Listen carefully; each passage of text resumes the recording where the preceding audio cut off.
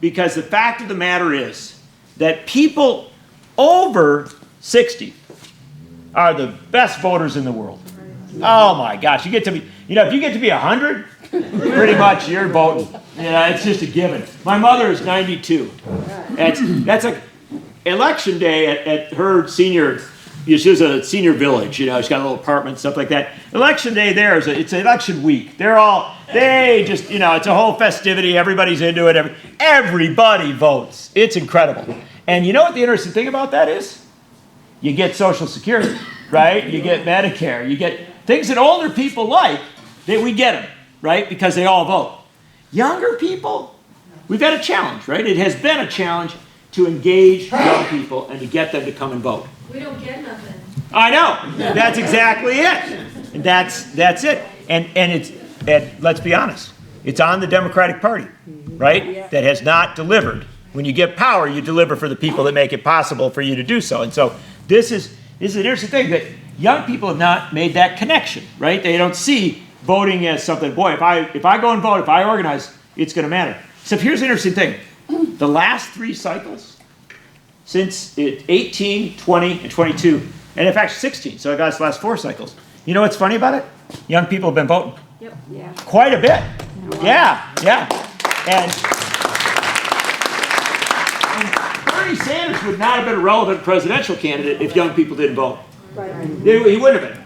It's the interesting thing. He would have done okay, but it was that young people voting that put him over top. Do you know that in some states, this is an incredible thing, he didn't just get 80% of the young people who were identified as Democrats. He was getting 80% of all young people. Mm-hmm. Just think about that. It's just across the board. These stunning numbers in some of these primaries. And they didn't, I'll be honest with you, I think some of them didn't even agree with him on everything. But they just thought, wow, here's somebody I can actually trust. I actually like this person for whatever reason. I believe in this. So when we talk about running, not winning, but actually winning, that inspiring of young people is a big deal. And do you know, the interesting thing is, this is what's good. Eugene Victor Debs said, if I could lead you into paradise, I wouldn't do it. Because if I could lead you in, somebody else could lead you out. Right? Said things about movements. It's not about just having iconic leaders. It's about a movement that goes on beyond the individual. Well, this is what's happened.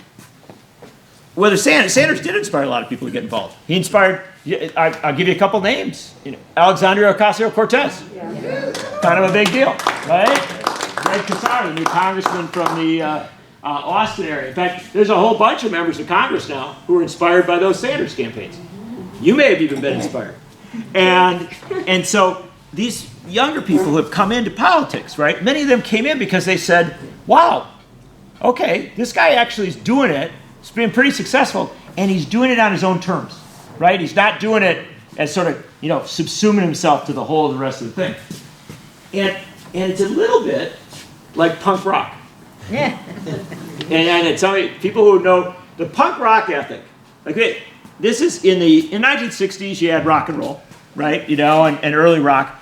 Then in the 70s, you got arena rock, right? It's bands that were playing to 70, 80,000 people, and they would have, sometimes they'd have a symphony orchestra with them, Emerson, Lake and Palmer, or they'd have like violinists and everything. It's just huge. It was structured as a classical music of rock almost. It was amazing, right? But it didn't seem like something the average young person could come and do. And then punk rock came along, right? And it was messy, and people didn't play their instruments all that well, and it was noisy, it's true. It was a do-it-yourself ethic, right? Yeah. And everybody said, well, I could do that, right? I could do that kind of band.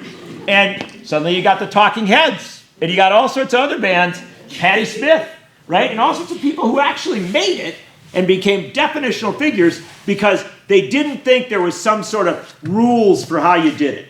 If you could do the basics and if you had heart and soul, you could make it happen. Well, I'm going to suggest to you that Bernie Sanders was the punk rock of politics, right? He showed people you could do it your own way. And so we got these young people coming in. There's a point to where we're headed here because these young people have come in and they've decided they're going to do it whether Bernie Sanders is running or not. And that's how it should be, right? Right. Because I got news for you, Bernie Sanders isn't perfect.